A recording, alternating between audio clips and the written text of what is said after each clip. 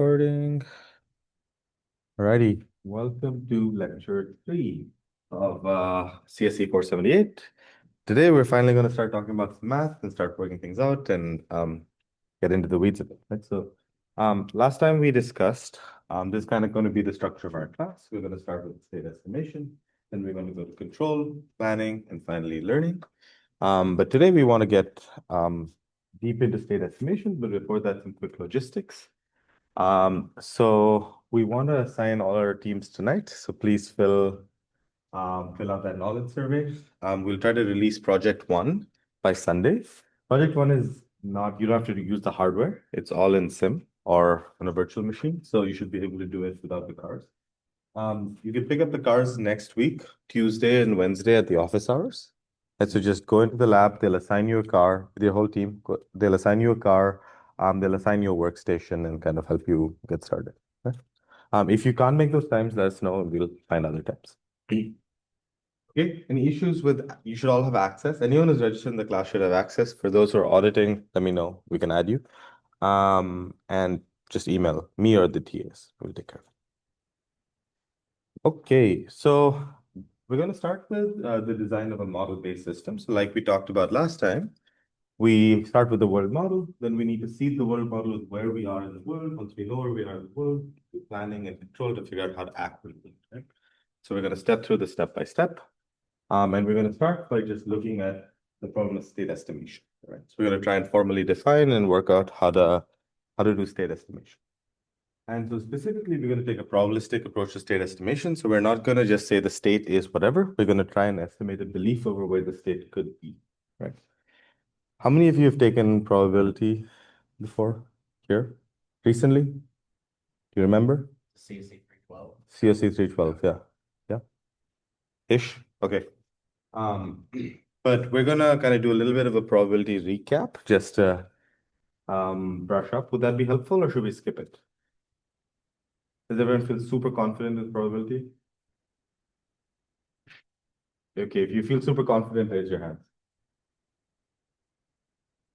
One? Okay, so we should do a recap. Okay, so what we're going to try and figure out today is what does it mean to estimate state? If I my car, you can see that I have a belief over where the car could be based on my sensor reading. Right? And so here's an example of state estimation from the late 90s. But actually, this is from Professor Dieter Fox, who's one of the faculty here. And they had this museum touring robot called Minerva. And so they like had a museum with lots of people who would come and visit, who wanted to like take them to particular exhibits. And you had a robot guide visitors around the room. And so what's challenging here is that there's lots of visitors indoors. You don't have like GPS. It's also the 90s. You have GPS that is perfectly exact. And so it actually had sensors that looked upwards at patterns on the ceiling, right, and tried to localize itself in the museum. And so people are around it, people are bumping it. You can see it's like quite crowded. And you're trying to navigate around that museum with like really crappy sensors, right? And so a lot of the work here was in trying to like estimate your state and then like localize your, oh no, got the wheel of death. Sorry, guys.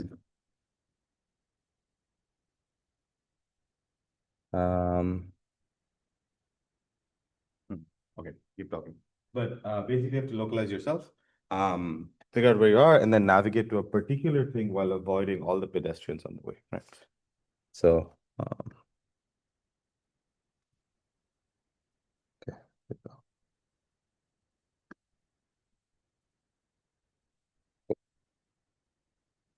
All right. So, you kind of have a map of the museum, but you don't know exactly where you are, right? So the map of the museum, and you don't know where all the obstacles are. And so given that map of the museum, your robot is trying to figure out where it is in the world and then navigate while avoiding obstacles locally, right? And so the problem of state estimation can be defined as something where you say, you're given a stream of measurements and your own actions. And then you're trying to estimate a belief, which is a probability over what your state is, right? And so we're going to try and define all these terms. We said measurements, we said actions, we said states. We want to define all of these and then come up with ways to solve this problem. But the state estimation problem is often called the filtering problem. You're trying to take in your previous history of measurements and actions and filter out the information needed to figure out what your state is. Okay. What's the state? What do folks think a state is? Sorry. What is a state? Yeah. Like the position of the robot. Is that all that a state is? So what is it that you need to keep track of in a state?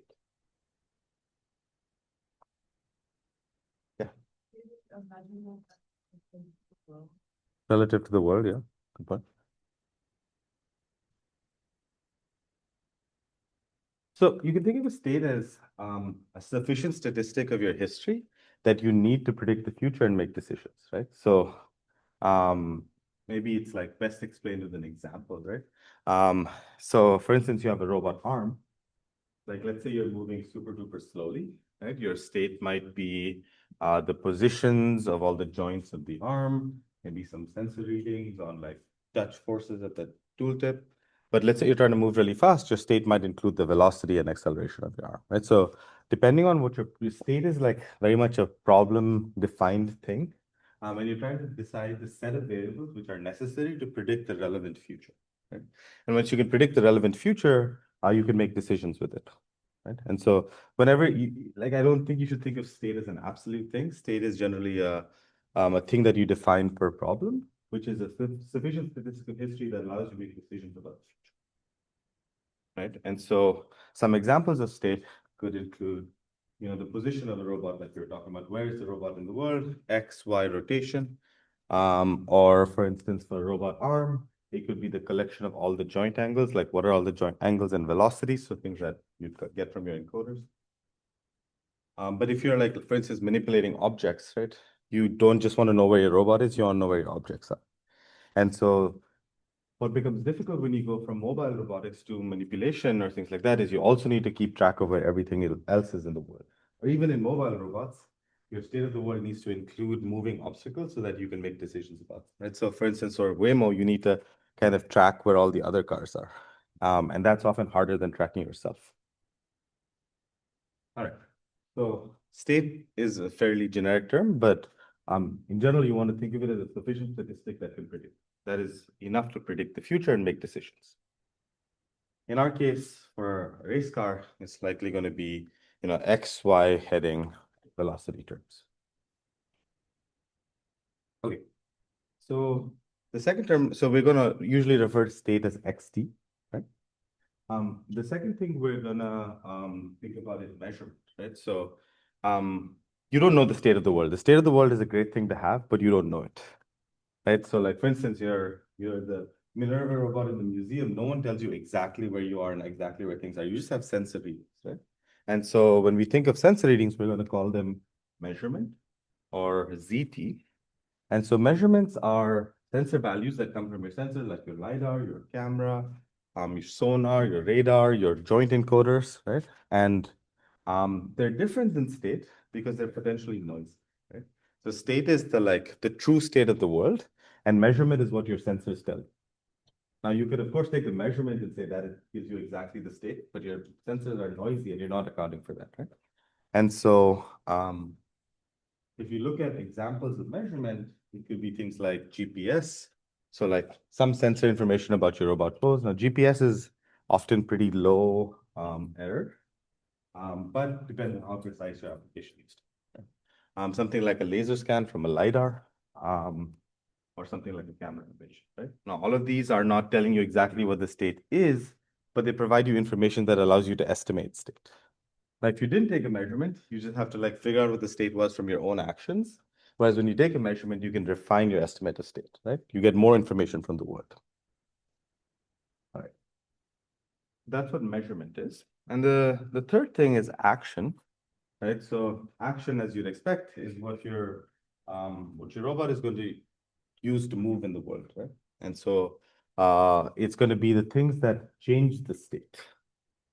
And so some examples of actions are things like forces applied by the robot. So for instance, for a car, they're going to be like the motor velocities or the steering angle, right? For robot manipulator, it would be like the joint forces you apply or the torques you apply at every joint, right? Or for a soft robot, it could be like what's the pneumatic pressure you put into all of the chambers. And so again, action is, I think a lot of people think of action as like the hand-defined thing, but action is also a choice. Right. So like depending on like you can always choose an abstraction, and action is a choice. So for instance, if you had a robot arm, you can choose to command it at the level of joint currents. You can choose to command it at the level of joint velocities. You can choose to command it at the level of where the tooltip should move, right? And so again, the actions are a choice, but they're the things that change the state, right? And you think of your world model as something that takes in state and action UT and gives you next state, right? So you'd always think of your uh, your world model as something that takes state, STUT, and goes to ST plus 1, right? Or XTUT, I guess we're going to use XT. Something that takes an XTUT and goes to XT plus 1. Okay. Any questions so far on these definitions? Like, when you're talking about the previous example of like Waymo's, for instance, where there's like other vehicles that are driving around, and you're describing action as something that changes like state from like one state to another state. How would you, or what are like the actions relative to like those other vehicles, for instance? Are actions like egocentric? Are they based off like the main vehicle? Or Yeah. That's a good question. Usually the actions are things that you can control as the ego agent, right? So it's like for a car, it would be like my own driving speed and direction. Or for a robot arm, it would be my own forces. But even those actions can affect the other cars, right? So like the other cars are part of the state because my actions will affect how they drive, right? And then how they drive will affect the decisions that I make. Right. And there's also like other examples, like you can have a distributed system. So let's say you had like a smart city, you're controlling the entire grid. Your actions would be all of the different things that you control. And so it just kind of describes the things that you can control. So like in the example that I was talking about, could it be like relative distance? Yeah, good. I guess the important thing with the action is that you have to be able to execute that. So as long as if you can like control the relative distance, then you can execute the robot. You have to be able to realize something on the robot. Okay. Cool. So, the fundamental problem we're going to think about is that you never actually see the state, right? You're only going to see a sequence of actions and measurements. You're only going to see U's and C's. You are never ever going to see the state, right? So your state is completely hidden. You'll have some initial guess of your state. You'll get actions, measurements, actions, measurements, actions, measurements, and you need to figure out what your current state is going to be, or what is your belief over your current state, right? And so the problem of state estimation is trying to figure out this entity, which is saying, call it belief xt. It's going to be the probability of xt given z1 to t and u1 to t. Right? So I'm just going to use the subscript notation to denote z1, z2, z3, z4, z4, zk until t, same for u. Right? And so our entire purpose for the next few weeks is just going to be to solve this inference problem. Right? So we're just going to try and infer p of xt given the history of these inputs. Yeah, makes sense. Okay, why is this hard? This is a probability inference. This is a conditional probability, right? Should be easy, right? What makes it hard?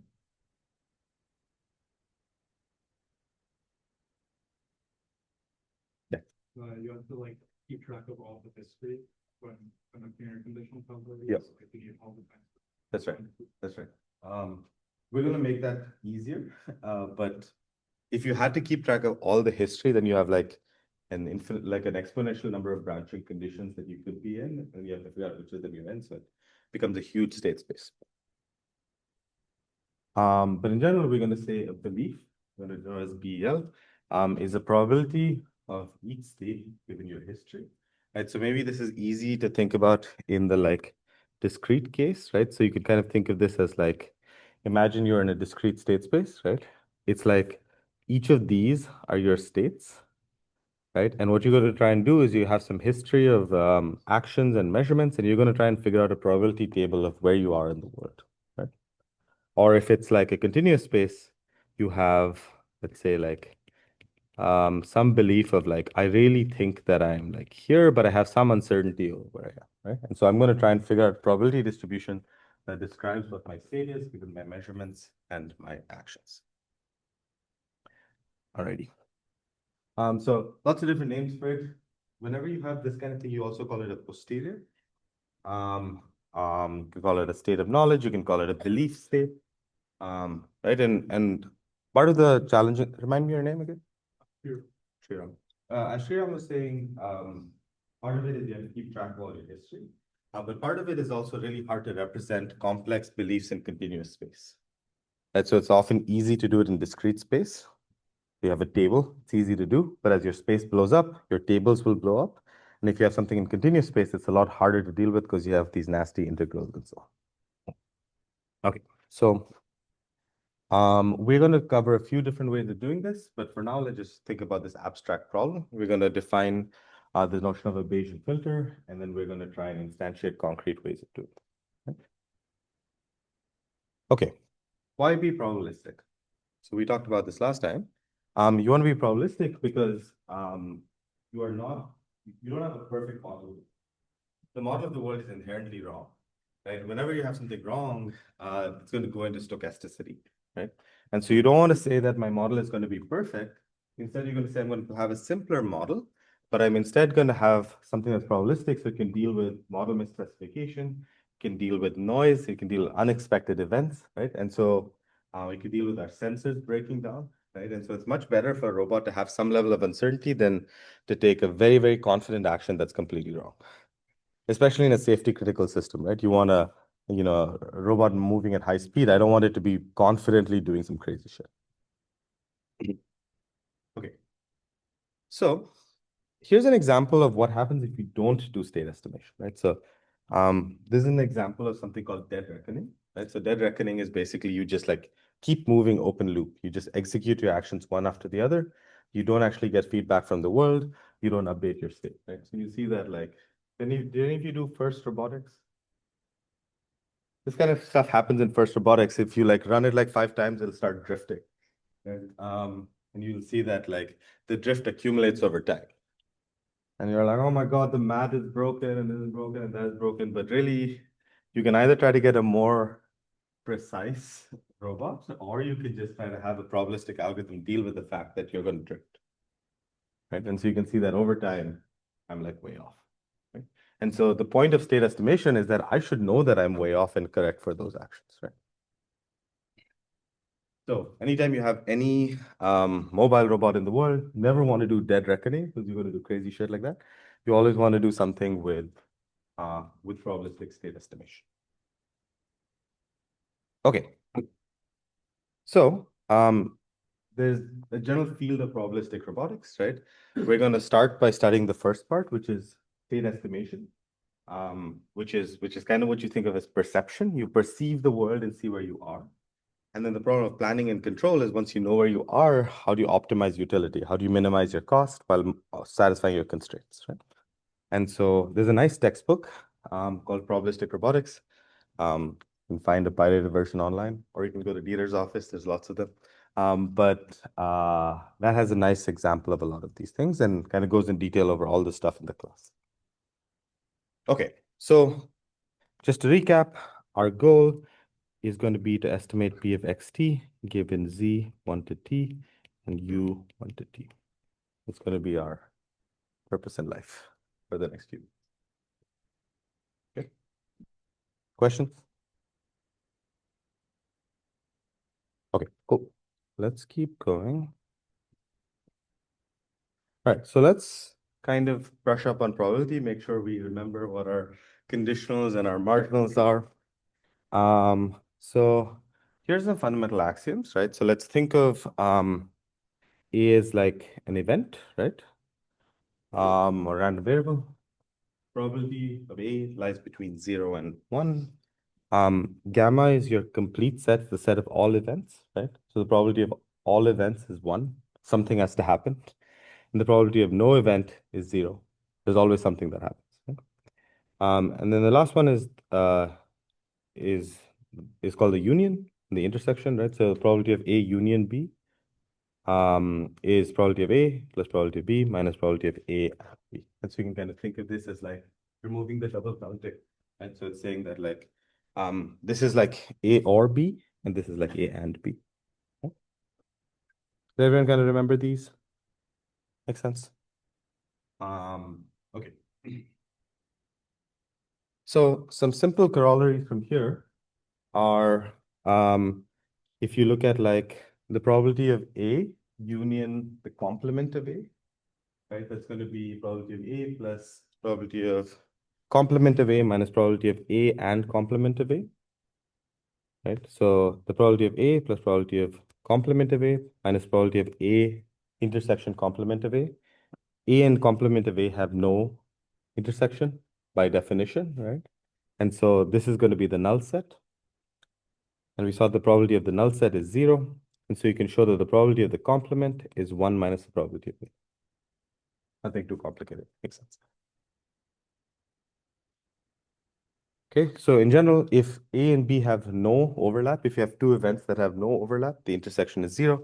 So you can just say that probability of A union B, probability of A plus probability. Right? It's not true in general. So general don't say A union B is probability of A plus probability of B, only when the intersection is 0. Or it's not, right? Okay, so we have two different types of random variables we'll study. One is discrete, which is easier. One is continuous, which is a little harder.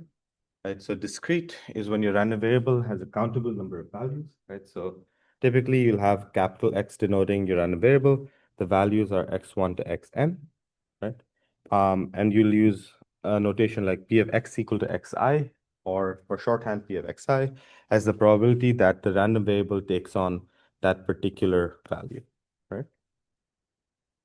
Usually call this the probability mass function, not the probability density function. That's for continuous. And so, for instance, if you like had 4 rooms, you had to have probability of where you were. You could have the probability density represented as like a table that looks like this, right? Okay. Some examples. Y'all have probably seen many of these, right? But the binomial distribution, you flip a bunch of coins, you see how many heads and tails you have. Bernoulli, you have one coin, you flip it heads or tails. What is the likelihood? It's heads or tails. Multinomial is when you have k different values. And then you have the Poisson distribution. We're not going to go too deep into discrete. We're going to deal with continuous mostly, but it's good to know because it's easier to do it. Okay, so continuous random variables. Again, you'll have x denoting your random variable. It can take on a continuum of values, so it's not a countable number of values. X can take on values in the continuum. Now you have this thing called the probability density function. So you call it, sorry, P of x, which is your probability density function, is telling you the probability that a particular event, like the probability density at some particular x equal to xi. So it's an infinitesimal event, right? And the important thing is in discrete, you have sum of P of xi is 1, right? And continuous, you have the integral of P of x dx equal to 1, right? Over whatever the domain is. Now, if you think about it this way, just because the integral is 1 doesn't mean that the probability density has to be upper bounded by 1. Right? So you can kind of think of it as like you have like a infinitesimal thing. You can have something that is pretty high and still have it integrate to 1 because it's an infinitesimally small event, right? And so all that you need for the probability density is that it's positive and that it integrates to 1. Whereas for the probability mass, it has to lie between 0 and 1. It has to sum up to 1. Yeah? That makes sense? So don't freak out if your probability densities are ever greater than 1. Only if your probability masses are greater than 1. Okay, some of the common examples we're going to have here are multivariate Gaussian, right? So things like, we'll often see these like things that look like that. Right? So those are your multivariate Gaussians. We're going to deal with that a lot in this class. You have the uniform distribution, which is just saying you're uniformly distributed between some range of A to B. You have things like the beta distribution, which are kind of like x, the alpha, 1 minus x to the beta divided by some normalizing constant. Right, and so the curves for continuous probability distribution with beta looks like that, uniform looks like that, Gaussian looks like that. So the one you really want to pay attention to is the Gaussian. That's the one we're going to use the most. Any questions so far? Yeah.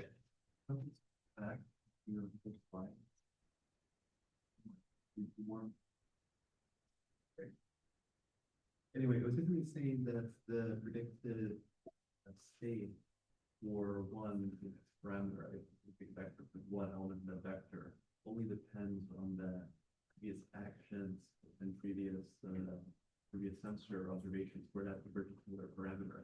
It doesn't look at the entire, previous measurement vector. I'm not sure why that would be the Before the probability brochure? Like here. Here? Like it only depends, like xt only depends on zt, not the entire zeta and u vectors. It's Z1 to P and U1 to P. So it's like all of the things from one. Oh, I'm sorry. It's like Z1, Z2, Z3. Okay, thank And you. U1, U2. Yeah, good question. Yeah. It's like in the entire history thus far. Yeah, a good question. Okay, so that's how we're defining these variables. So next is the notion of a joint and a conditional probability. Do folks remember joint and conditionals, right? So the joint probability, often you denote by P of x comma y, is a probability that if you have two random variables, you have x equal to x and y equal to y.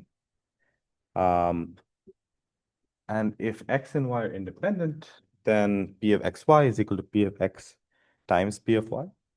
But what happens if x and y are not independent? So if x and y are not independent, how do I break down P of xy? Anyone remember?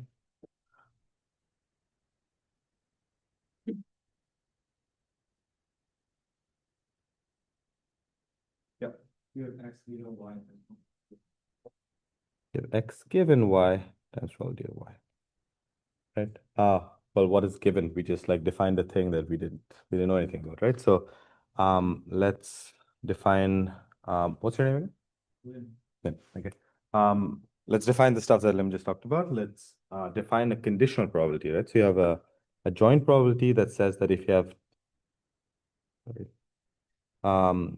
have two random variables, P of x and y, the likelihood you have x equal to x and y equal to y is P of xy. Now, the conditional probability, P of x given y, is the distribution over x given that y has taken the value y, right? So it's like conditional on the fact that y is equal to y, what is the probability of x? Sorry, my iPad is being weird. Right, so if you want to define the conditional probability, you can kind of think of it as P of x given y is equal to the joint probability, P of x comma y, divided by P of y, right? So it's kind of like saying, I don't want to consider all the possible outcomes. I just want to consider the outcomes where, the random variable y has taken the value y. So I want to consider only the outcomes where y is y. And then I want to see how many of them have x equal to x, right? And so the conditional probability P of x given y is P of x. I think it's useful to look at it this way. P of x comma y divided by P of y. And similarly, P of y given x is P of x comma y divided by P of x. Yep. And this kind of gives us the same thing that Lim was just talking about, which is saying that P of x given y times P of y is equal to P of xy, which is also equal to P of y given x times P of x. Yeah. So you can break down the joint probability both ways. And that's useful. It's going to be useful in a second. Okay. Make sense? Parsing? Questions? And the definition of independence, again, kind of makes sense here. It says that if you have x given y is p of x given y equal to p of x, that means it doesn't matter if y was there or not. That means x and y are independent, right? And so you get your first identity directly by taking this definition of the conditional probability, or rather, um, this definition of the conditional probability, and then substituting this notion of independence, right?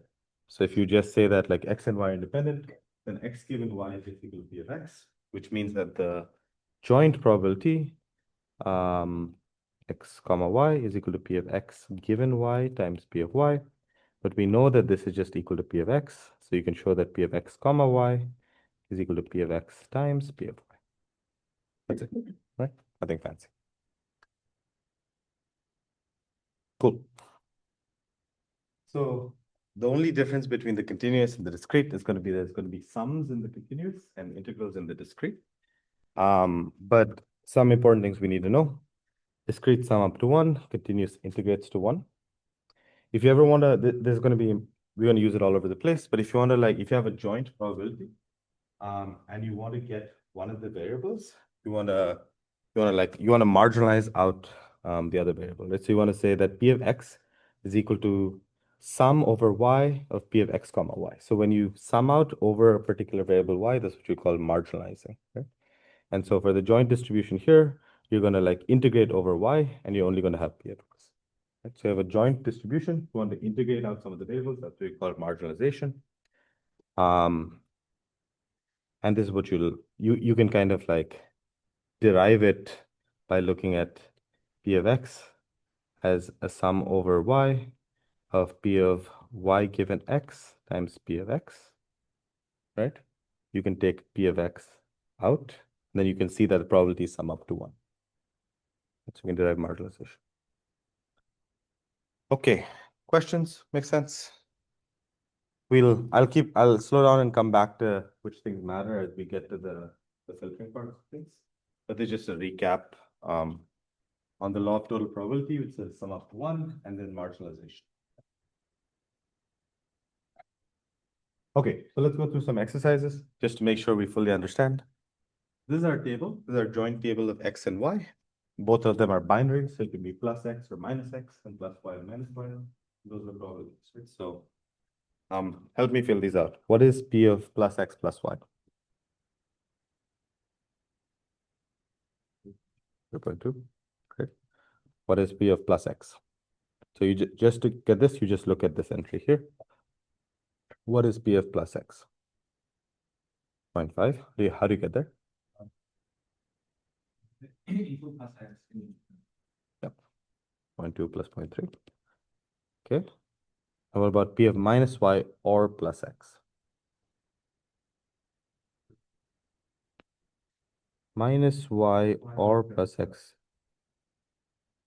It's everything but plus y minus x. So that would be plus y minus x. So it's 0.6. 0.6, right? So you kind of take all the events that have minus y and then all the events that have plus x, right? And then you deduplicate them, right? So you say add 0.2, 0.3, and 0.1, right? So you don't want to, the important thing is you don't want to double count. So the way you got there was through the complement, right? So you got there through saying that it's like everything but p of plus y and minus x, right? But you just have everything except for 0.4, so that's going to give you 0.6. You can get there through 0.2 plus 0.3 plus 0.1 or 1 minus 0.4.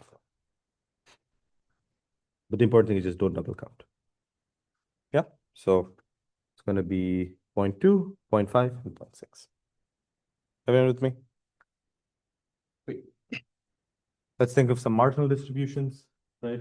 So if you want to marginalize out, let's say y, right? So I want to just get the probability of plus x. I'm just going to essentially for a particular value of plus x, I'm going to sum up all the plus y's, right? And so I'm going to say plus x is going to be 0.5 and minus x, I'm also going to sum up all the plus y's. So it's going to be 0.5. So it's the likelihood, the probability distribution over p of x is just a 0.5, 0.5 probability distribution, right? Now, what is P of y? So we just worked out P of x. What is P of y?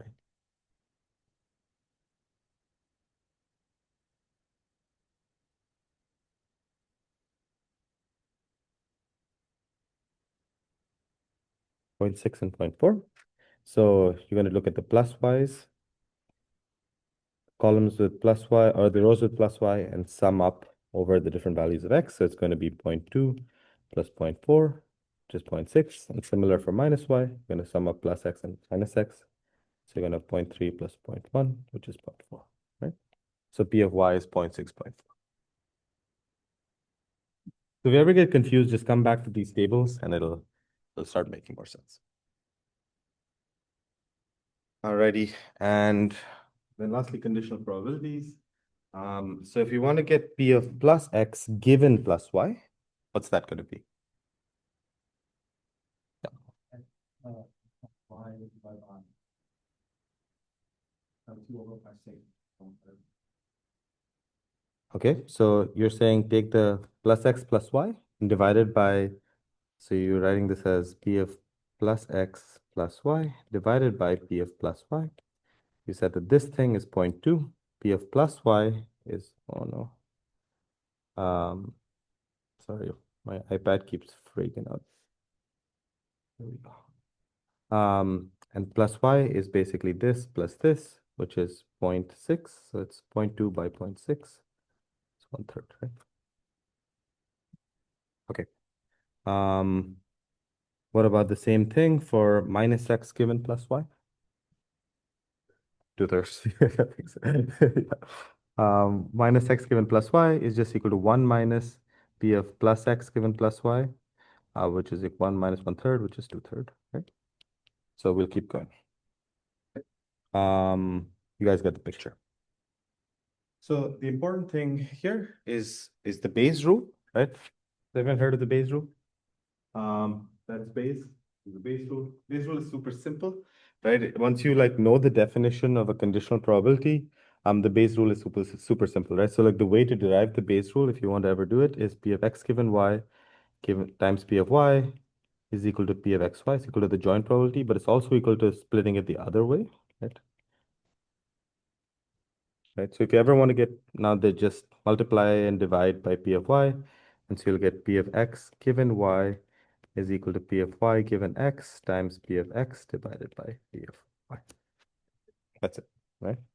And so this term P of y given x is often called your likelihood. This term is often called your prior. This P of y is often called your evidence, right? And so the way to think about it is it's a way to convert your y given x and flip it to get an x given y. Right? And we're going to use that to define our first tool, which is going to be the Bayesian filter. So this is the same thing that I just defined. Maybe one other clarification that's helpful is that is how you expand P of y, right? So you can write this as P of y given x times P of x divided by P of y. But we know that P of y is equal to sum over x of P of xy, right? You take the joint probability and marginalize out x to get P of y, right? And then you can split up P of xy given P of y given x times P of x, and you're just going to sum it over all possible x's, right? And so the normalization factor P of y, or 1 over P of y, is going to be the sum over all possible P of y given x's times P of x, right? Usually you like shorthand that away, but if you ever want to get the denominator, that's how you get it. Everyone with me? Questions? Should I repeat?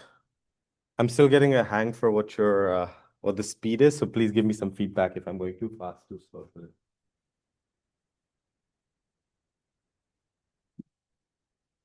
Okay, sweet. So here's an example. I'm often a paranoid person. I WebMD my symptoms. I was feeling sick yesterday. Did I have cancer? No, right? So a common example here is, let's say you have this table of like symptoms in cancer, right? So like symptoms can be yes or no, cancer can be yes or no. So these are the number of times when you had a symptom, you have cancer. When you have no symptoms, you have cancer. When you have no cancer, you have symptoms, and vice versa, right? And what you want to figure out is what is the likelihood you observed you have symptoms? What is the likelihood you have cancer? Right? And so if you were not being Bayesian, you would say, oh my God, I have symptoms, I probably have cancer. Right? But if you're being Bayesian, you would try and work this out with the Bayes rule, right? And so you would say, okay, in my Bayes rule, I wrote P of X given Y as P of Y given X times P of X divided by P of Y, right?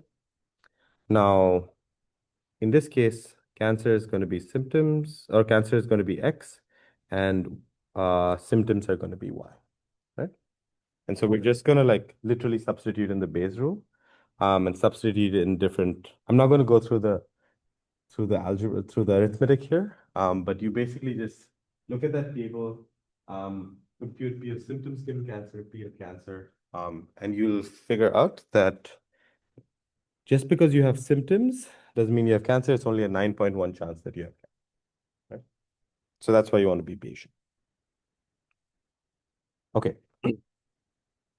So that is our probability review. How do people feel about it? Feel equipped with the tools needed for Bayesian filtering? Yes? Good. Okay. All right. So the problem with Bayesian filtering looks something like this, right? So you are at some xt minus 1. You take an action ut, you transition to some state xt, you get a measurement ct, you take an action ut plus 1, you transition to xt plus 1, get a measurement zt plus 1, right? And you receive a stream of measurements and actions. You only get one measurement or action per time step for now, right? And you are going to try and infer P of xt given the previous measurements and actions. Right? So the actions tell you how my state changes. The measurements help you refine your estimate of state. Sorry? What is the polling rate in your sensor? It's a good question. That's going to be either factored into your model of measurements, or you have to have a different graphical model where you only update. You don't run there's going to be two steps you'll come up with, which is the motion step and the measurement step. You just don't run the measurement step. Good question. Okay, so we're going to solve this problem. P of xt given zt, ut, xt minus 1, and so on. The challenge is that this by itself is intractable. It's like, as you were saying, there's like, you have to keep track of the whole history. And you can kind of think, if you think of this as a giant table, like the size of the table keeps blowing up. You really don't want to deal with that in your memory, right? You have a robot that's moving super fast. You don't want to deal with that in your memory. So we're going to use this property called the Markov property. Right, so the Markov property, all that it really says is that the past is independent of the future given your current state. Right, so it says that if I have a probability distribution xt given ut, xt minus 1, zt minus 1, ut minus 1, and so on, because I know xt minus 1, the like xt doesn't depend on any of the past besides xt minus 1, right? So you can kind of think of it as like this thing only depends on this thing and this thing, but none of the past, right? So like I find it useful to think of this graphically. So like xt depends on xt minus 1 and ut, and zt depends on xt. But you don't have to keep track of the entire history, right? And that this really comes from the definition of state. If your state captures everything that you need to make decisions about the future, you don't need to worry about the past. Like it's all inside your state, right? So the assumption here is that your state is Markovian, which means that everything that you care about is encapsulated in your state, which means I don't have to worry about the past. If I know xt minus 1, I can make a prediction about xt given ut, right? So that's this is what you'd call your Markovian motion model. This is what you'd call your Markovian sensor model, measurement model. Yeah. So it's like, imagine that I was a mobile robot here. I shot out my LiDAR. Like what measurements I get depend on where I was going.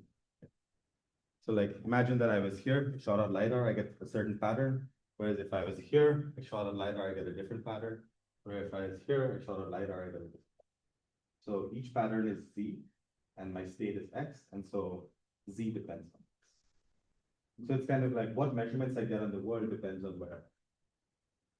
And so you can kind of think of like the state of the world is the true state of the world, and the measurement depends on the true state of the world. Yeah. It kind of means that we need that, like, E backwards from Z. You need there's going to be a recursive. There's going to be a recursive update where every time step you like keep updating the step from one to okay. So we're gonna have two entities here. Like if you look at this this thing here, there's two entities we're going to consider. One is P of xt given ut and xt minus 1. One is zt given xt, right? And so xt given ut and xt minus 1 is what you want to call your motion model. It defines how the world moves. Okay? And zt given xt is what you want to call your measurement model, right? It tells you what your measurements are dependent on your state. And so like, for instance, in the case of our car, the motion model is kind of going to be based on the physics of the car, right? And the measurement model is going to be based on the properties of a LiDAR sensor, right? And so one is based on motion, one is based on measurement, right? So we're always going to, whenever I refer to something as a motion model or a dynamics model, it's going to be P of xt given ut and xt minus 1. And the measurement model is going to be P of zt given xt. Okay, so when does this assumption of Markovianity not hold? What are examples of things that are not Markov? Like, what are examples of states and measurements where things are not Markov?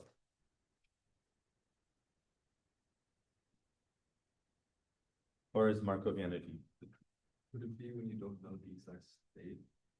Or So the important thing to remember here is that we're gonna like always get a belief over the state. So we're gonna always get a P of xt, but we're assuming that there exists some true xt. We just don't know it. We're gonna get a belief over it. But an example that that kind of captures is when the state doesn't have all the information, when your choice of state doesn't have all the information you need. Right? So for instance, let's imagine your state was just like your egocentric view, right? Like what you're seeing immediately in front of you. That doesn't capture everything else in the world. And so like in that case, the actual like the evolution of state doesn't just depend on your past because it doesn't capture everything else in the world. It just captures what's in front of you. And it has to depend on the entire history. Another example is like if you're just missing modeling things like pedestrians, right? In that case, your measurement model here or your motion model is going to depend on things that are not completely modeled in the state. Right? And so you have to depend on your history or things like unmodeled wind or like environmental conditions. So you usually want to choose your state so that things are Markov. You want to choose a state that is expressive enough that your Markovian properties hold because it just makes your computation way easier. Like if you look at your